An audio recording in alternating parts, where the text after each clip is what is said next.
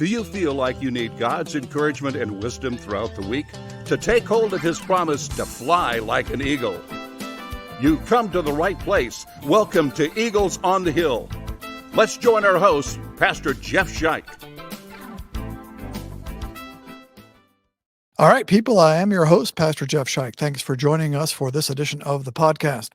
We want to encourage you to be searching for Eagles on the Hill on YouTube and hit the subscribe button in the lower right-hand corner, or you can follow us wherever you listen to podcasts and join us as we together follow Jesus and draw strength from Him to fly like an eagle. Today is kind of a somber day on the podcast because on October the 7th, so just a couple of days ago, Hamas invaded Israel. And if you know me at all, you know that Israel is very precious to my heart. I've been there numerous times leading tour groups, pilgrimage groups to Israel to see the sites where Jesus lived and died and rose again. And so we have good friends there. Our guide is there, our driver's over there. And so we've been in touch with them these last couple of days.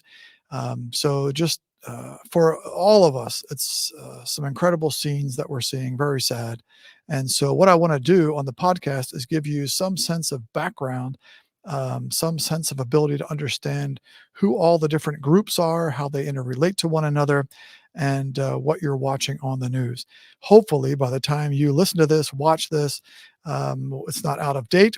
We'll see things are going to change pretty quickly here in the next couple of days. So just understand that this has been recorded before you're actually listening to it and watching it. So if it's a little out of date, my apologies, but you should still be able to learn quite a bit about what's going on over there from the podcast.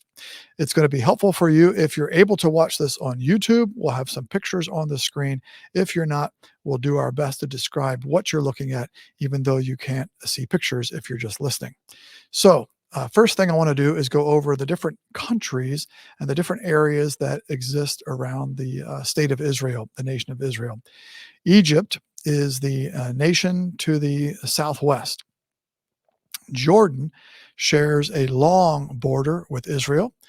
Between Israel and the country of Jordan is the Jordan River, and the Dead Sea and the Sea of Galilee, and so many areas that play such a large part in the biblical narrative.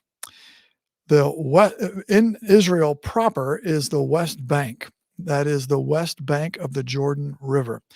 The West Bank, prior to 1967, between the creation of the state of Israel in 1948 and 1967, Jordan, the country of Jordan, had captured the West Bank, had taken the West Bank from Israel, and so it belonged to Jordan between 1948 and 1967. In 1967, the countries around Israel attacked them again, and Israel retook the West Bank from the country of Jordan and now controls that. The Palestinian Authority is the group that is ruling in many parts of the West Bank. It's kind of a shared deal between Israel and the Palestinian Authority. You can kind of see that if you're watching on YouTube. A lot of different colorations in the West Bank designate areas A, B, and C, different areas and the way they're ruled. We won't get into all of that today. Also, what used to be within Israel proper is Gaza, the Gaza Strip. It is to the west. It's right along the Mediterranean coast. It's a very small area. It could be very beautiful if all the money that had been sunk into Gaza over these years had been used for the benefit of the people in Gaza. It would be a very beautiful place. But Gaza is where this current war is starting from. We'll talk about that in a minute. Syria is to the northeast of Israel. It's next to the Golan Heights. The Golan Heights, if you're looking on YouTube, are shaded in kind of a grayish shade. And Israel controls the Golan Heights. And then Lebanon is to the north. And we'll talk in a minute about a group called Hezbollah, which is really controlling Lebanon. Lebanon is a failed state, and Hezbollah is the group that works there. Okay, so that gives you a sense from the map of the countries around Israel. So what has happened in these last days is that from Gaza, not only rocket fire, so there was about 5,000 rockets that came from Gaza into Israel in 2021, This time it was not only rockets, but they were cover for Hamas and also Islamic Jihad members to actually come in on the ground, by air, by sea, into Israel. The major forces that made it in were the ground forces from Hamas and Islamic Jihad from Gaza that made it into Israel. So let's take a look at the current situation in terms of these different group names and what they are, who they are, etc. So Israel controls Israel, what they call Judea and Samaria, what is most often referred to around the world as the West Bank, and the Golan Heights. Hamas is a recognized terrorist organization. It rules the Gaza Strip. Islamic Jihad is also based in the Gaza Strip. Both of those organizations are funded by Iran. No coincidence, I don't think, that Iran just received a payment of billions of dollars in a prisoner exchange, a hostage exchange that happened a week or two ago. And suddenly now here we are. In any case, Hamas, Islamic Jihad, both of them terrorist organizations. Hamas actually rules Gaza. Islamic Jihad is just a terrorist organization based there. Very similar goals. Their goal is to wipe Israel off the face of the map, as they talk about it, from the river to the sea, that there would be no Jews left in that area. The Palestinian Authority controls the West Bank. We talked about that when we looked at the map. Jordan and Egypt have officially been at peace with Israel since the mid-1990s, and that's been a great blessing for not only the people in those countries, but for the world. Lebanon, as we talked about, is essentially a failed state to the north of Israel, and the terror group Hezbollah essentially runs Lebanon, and it too is funded by the world's greatest nemesis at this point, or one of the world's greatest nemesis, Iran. And Syria is not much of a player in this because they're in a state of civil war. They've been in the news a lot, and there's not a lot going on from Syria, but you never know. Everybody hates Israel, and so they can get involved. All right, let's take a look at what happened on October 7th and why it happened then. Hamas and others who advocate for the destruction of Israel, who want to have a Palestinian state from the river to the sea, as it said, they are very concerned about what's going on geopolitically in the world. Saudi Arabia and Israel have been in talks for quite some time. The United States is also part of that. You'll remember under President Donald Trump, the Abraham Accords happened just toward the end of his term, and a number of Arab states got into a relationship with Israel. Not exactly a peace treaty, but a relationship with them that has brought economic cooperation. Saudi Arabia is considering the same thing. And Hamas, Iran, Hezbollah, Islamic Jihad, none of them want that to happen. Iran are Shia Muslims, and Saudi Arabia are Sunni Muslims. They also don't like each other very much. And so Hamas, by doing this, by invading Israel at this time, the goal is to say to the world, and you're going to hear this in the news if you listen closely, if you do not side with the Palestinians and Hamas in this effort, then you are throwing the Palestinian cause under the bus. That talk is aimed at Saudi Arabia. They are trying to get Saudi Arabia to back away from this deal with Israel. That's the major reason this is happening. Also, the Palestinian Authority that rules the West Bank is weak, corrupt, and is ruled by a guy named Mahmoud Abbas. I think I have his name spelled wrong on the screen here. It's actually Mahmoud is how it's usually spelled in English, Mahmoud Abbas. But in any case, he's in his 80s. He got elected to a very short term back in the early 2000s, and there's been no election since. He's just held on to power ever since then, but he's going to die sometime soon. And there's going to be a power vacuum there in the West Bank. Hamas wants to look like the big guy on the block so that they can gain adherents among people who live in the West Bank, who are anti-Israel.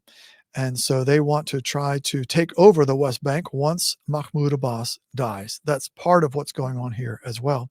That was part of what was happening back in 2021 also, when they shot those rockets.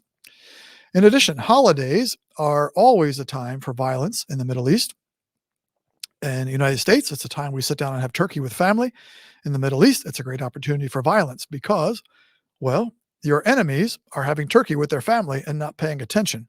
And so October 7th was the last day, the 8th day of Sukkot. It's not exactly part of the Sukkot holiday, but it's considered by some the last day of the Sukkot holiday. It's a big day for partying, gathering together with family and friends.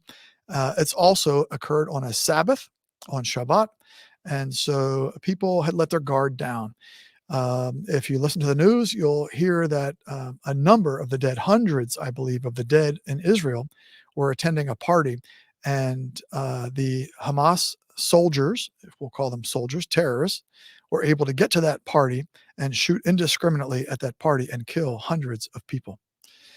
Finally, there's probably other reasons, but we'll call finally for right now, the public excuse for these attacks is always to defend Al-Aqsa Mosque. Al-Aqsa Mosque sits on top of the Temple Mount. There is an agreement there between Israel and Jordan and the Jews and the Muslims and the Christians about what should and should not happen on top of the Temple Mount. It's a 37-acre plot of ground. On top of the Temple Mount sits the Dome of the Rock and Al-Aqsa Mosque. That agreement is loved by many because it's kept peace, but it is despised by a few, in Israel in particular. And so there is always this fear among Muslims that the agreement that governs the religious activities on the Temple Mount will be violated, will be changed even. And so there's always the cry whenever these kind of battles happen, we are defending Al-Aqsa Mosque. And that is supposed to be a rallying cry that will rally Muslims in the nations around the area. So I personally don't believe that that's actually the reason for this, but that's the public reason given. There you go. So what is going to happen in the future? Well, here is what we need to be praying for. Number one, we need to be praying that Iran does not get officially involved in what's going on. That's number one. They are involved. It's their money that's financing all of this behind the scenes. But if they stay out of it officially, that will be a huge help and bring this to a conclusion much more quickly. The second thing we need to pray for is that Hezbollah is the group that is controlling Lebanon, the failed state in the north. If Hezbollah lays low, they fired some rockets. I know that already, but that's been in the news. But if they only fire a few, if they stay out of it by and large, that will help immensely to bring this to a conclusion. So those two things we need to be praying for.